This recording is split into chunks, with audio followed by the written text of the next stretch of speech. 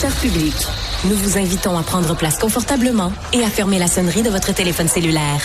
En cas d'incident, veuillez repérer les sorties de secours les plus près de vous. Bon divertissement. 1, 2, 1, 2. OK, c'est bon, on peut y aller. Sophie Durocher. Elle met en scène les arts, la culture et la société. Une représentation pas comme les autres. Sophie Durocher. Bonjour tout le monde, j'espère que vous allez bien. Aujourd'hui, c'est une journée importante en politique parce qu'il y a quelques instants seulement, Gabriel Nadeau-Dubois a donné sa conférence de presse où il a confirmé donc qu'il allait quitter la politique après la fin de son mandat à titre, mais qui quittait déjà maintenant à titre de co-porte-parole de Québec solidaire. Et bon, je vous fais une petite confidence. On était dans la salle des nouvelles. Bonjour Cybèle Olivier. Bonjour Sophie. Et certains collègues et moi, on se disait, je pense qu'il va pleurer. Tu sais, c'est sûr, tu regardes la conférence de Gabriel Nadeau-Dubois, à un moment donné, il va pleurer. Puis là, on disait, on attendait, à quelle heure il pleure? Bon, évidemment, à un moment donné, il a pleuré. Et moi, personnellement, ça me dérange pas de voir un gars qui pleure. Je trouve pas que c'est un signe de faiblesse, sauf quand c'est à répétition, comme Justin Trudeau, il pleurait tout le temps. Il avait toujours une boîte de Kleenex. Mais toi, Cybèle, voir un gars pleurer, est-ce que ça te fait quoi? Ben moi j'ai vu mon père pleurer souvent. Donc j'ai vraiment ce rapport-là où je pense que c'est pas au contraire, c'est pas du tout un signe de faiblesse pour moi parce que mon père il est fort puis il est capable de supporter le poids du monde sur ses épaules, mais c'est l'émotivité qui le surprend. Il est envahi d'une émotion puis je trouve pas du tout que c'est un lien avec de la faiblesse, bien au contraire. Par contre, je pense que parfois c'est peut-être une faiblesse psychologique par rapport à des situations où l'émotion prend le dessus parce que t'es pas capable de contrecarrer ça avec des mots ou avec des idées ou avec en t'affirmant, mais pour moi non, pas du tout. Je pense même que des hommes qui se laissent pleurer devant les autres, c'est un bon signe pour l'humanité. Ben tout à fait, ben ça tombe bien parce que c'est un drôle de hasard, mais aujourd'hui justement à l'émission, on se pose on s'intéresse justement à différents types de masculinité, la masculinité positive, parce que mon premier invité qui s'appelle Michael Carlier, qui est consultant en communication et en impact social, il est fondateur de l'organisme Des Hommes qui changent. Bonjour Michael. Bonjour Sophie. On vous reçoit aujourd'hui, Michael, parce que c'est la deuxième année en 2025 que vous organisez un concours pour valoriser la masculinité positive. C'est quoi la masculinité positive? C'est un petit peu ce que vous étiez en train de décrire. Moi, j'aimais ça, j'aimais ce que j'entendais. C'est effectivement des hommes qui sont, j'ai envie de dire, proches de leurs émotions, en tout cas qui sont capables de se connecter à leurs émotions. On a souvent l'image de l'homme invulnérable, froid, stoïque, et un peu une construction sociale. Donc l'homme positif, la masculinité positive, c'est l'homme qui est capable d'être plus authentique, peut-être d'être connecté à lui-même, de communiquer avec les autres parce que il se connaît davantage, il se comprend davantage, faire preuve d'empathie, de responsabilité dans les choses de la vie, d'être authentique, j'ai envie de dire, et d'être bien avec soi pour être bien avec les autres. Alors, c'est quoi ce concours-là? Parce que, bon, l'année dernière, vous l'aviez fait, ce concours. On n'en a pas tant que ça entendu parler. Cette année, il y a beaucoup plus de houpla autour du concours. Donc, concrètement, on a jusqu'au mois de mai pour voter. Et ça donne quoi? C'est quoi les critères pour voter pour différentes personnes qui sont pour nous des modèles positifs? Alors en fait, c'est pas tant pour voter que pour soumettre des candidatures jusqu'au 18 mai, effectivement. L'idée, c'est d'interpeller les hommes pour venir se mettre en candidature, présenter finalement leur démarche, donc de ce qu'on pourrait donc appeler une masculinité positive. Il y a 5 catégories. Donc pour les citoyens, ça peut être par exemple un père de famille ou un individu lambda dans sa communauté. Les jeunes, parce qu'évidemment on veut que les jeunes adolescents, jeunes adultes puissent se présenter aussi. Les professionnels, parce que le milieu professionnel, les relations de travail, c'est important dans comment on incarne finalement le lien à l'autre, et notamment quand on est un homme. Éducation, plus pour les enseignants, les coachs sportifs, qui sont aussi des modèles très importants pour la jeunesse. Et puis les personnalités publiques, on a envie aussi qu'il y ait des gens, je veux dire, connus, qui puissent être des modèles inspirants. Donc l'idée, c'est que ces hommes-là, dans ces 5 catégories, viennent expliquer un petit peu comment ils voient leur masculinité, leur comportement, leur façon de faire, en essayant de circonscrire peut-être une action, une initiative qu'ils ont menée dans l'année passée, qui met un peu en valeur comment ils se sont comportés, comment ils ont réagi dans une situation. Peut-être qu'ils ont eu une conversation avec leurs jeunes adolescents, qui sont peut-être eux influencés par des gens qui sont moins intéressants, les Andrew Tate de ce monde, ou peut-être qu'ils ont mené une campagne, ou peut-être fait une petite conférence dans leur école ou dans leur milieu de travail. Donc c'est autant des choses, j'ai envie de dire, un peu ordinaires dans la relation un peu avec les gens qui nous entourent, peut-être un petit peu plus ambitieuses dans le milieu de travail ou le milieu scolaire. Bref, c'est comment on fait en sorte que les hommes aillent mieux, les hommes se sentent mieux avec eux-mêmes et, encore une fois, qu'ils aillent mieux avec les autres. Alors, il y a beaucoup de chiffres qui sont extrêmement intéressants quand on parle de masculinité. Les hommes représentent, puis je prends des chiffres qui sont sur votre site dans le cadre du concours. Les hommes représentent 97% des auteurs de violences sexuelles, 96% des auteurs de violences au sein du couple, 84% des auteurs de coups et de violences volontaires. Par contre, ce serait peut-être important aussi de parler des hommes victimes, c'est-à-dire qu'il y a beaucoup plus d'hommes qui se suicident, il y a beaucoup plus d'hommes sans abri, et il y a énormément plus d'hommes que de femmes qui sont, par exemple, victimes d'accidents du travail. Donc, quand on parle de la masculinité, c'est important de faire un portrait global quand même. Absolument. Et en fait, tous ces chiffres, disent une chose.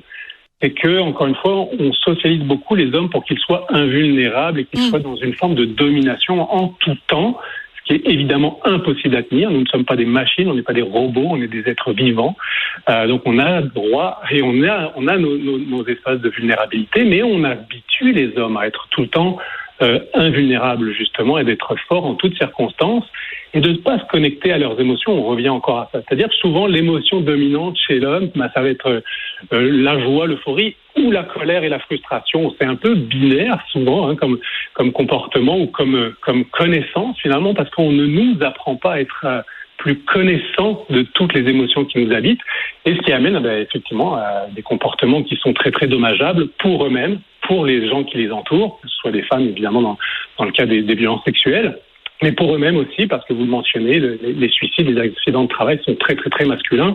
La population carcérale, à 95%, ce sont des hommes. Donc tout ça, c'est un symptôme de comment on habitue les hommes à être en force, en domination perpétuelle, et c'est intenable. Voilà. Ce qui est intéressant dans tout ça, c'est cette réflexion. Parce que au cours des derniers mois, évidemment, quand il y a eu le documentaire de Manuel Légaré, d'ailleurs qu'on recevait hier à l'émission de Manuel Légaré et Simon Coutu, le documentaire Alpha sur les mâles alpha, on a eu l'impression que c'est comme des caricatures. Des fois, on a l'impression que c'est comme soit t'as quelqu'un qui est à un extrême, ou alors t'as l'homme rose qui porte une jupe, qui s'appelle Francis Dupuis-Déry. Puis on essaye un petit peu de nous présenter ces deux modèles-là comme étant les deux extrêmes. Mais moi, les hommes que je connais, que je côtoie au quotidien, là, ils sont ni l'un ni l'autre.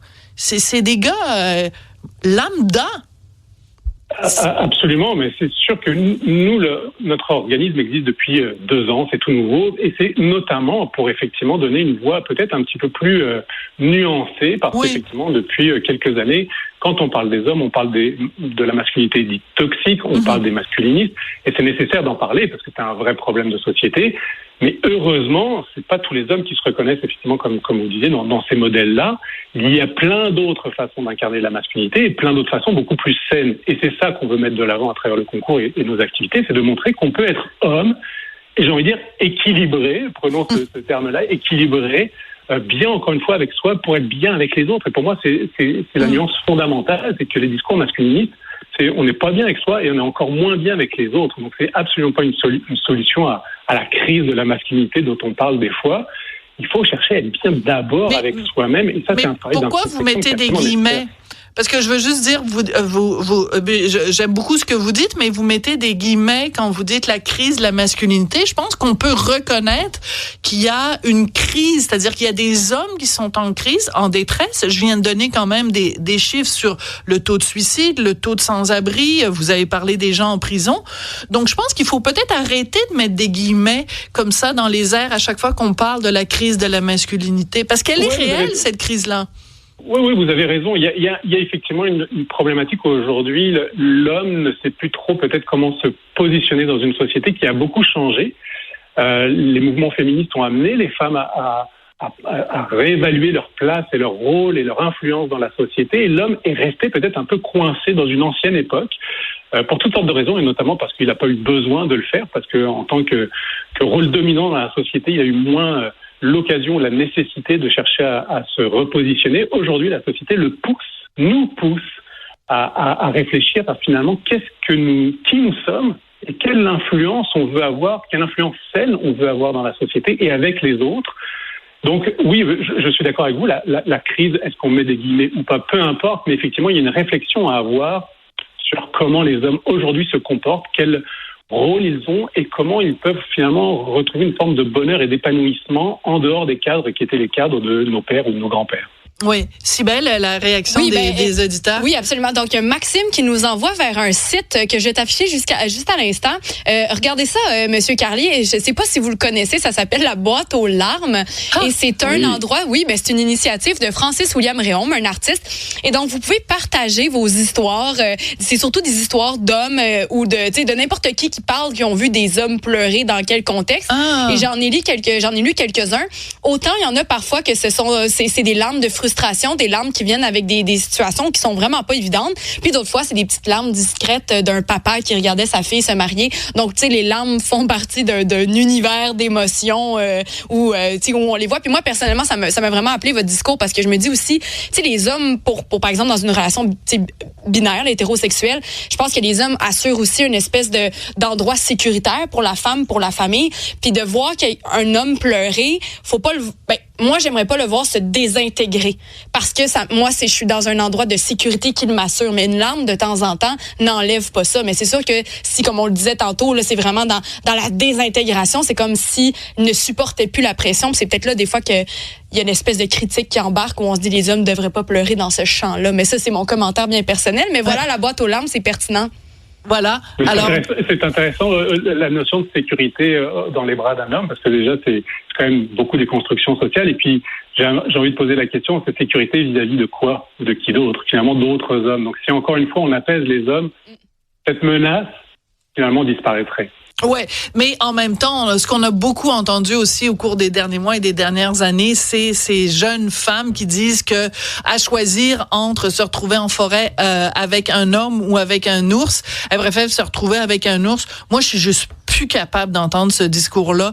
Je suis plus capable d'entendre à chaque fois que j'entends le mot masculinité, d'avoir le mot toxique à côté. J'élève avec mon mari, on élève un enfant, un garçon qui a 17 ans. Moi, je suis tannée que chaque fois qu'on entend parler des hommes, c'est toxique. Donc, je salue votre initiative. Donc, on a jusqu'au 18 mai pour voter, pour proposer des candidatures d'hommes qui font de la masculinité positive. Donc, je veux tout de suite soumettre la candidature de Richard Martineau. J'espère que vous allez accepter cette candidature et je suis convaincue qu'il y a plein de gens qui vont voter pour lui. Merci beaucoup, Michael Corlier. Vous êtes fondateur de l'organisme des Hommes qui changent. Merci beaucoup. Merci.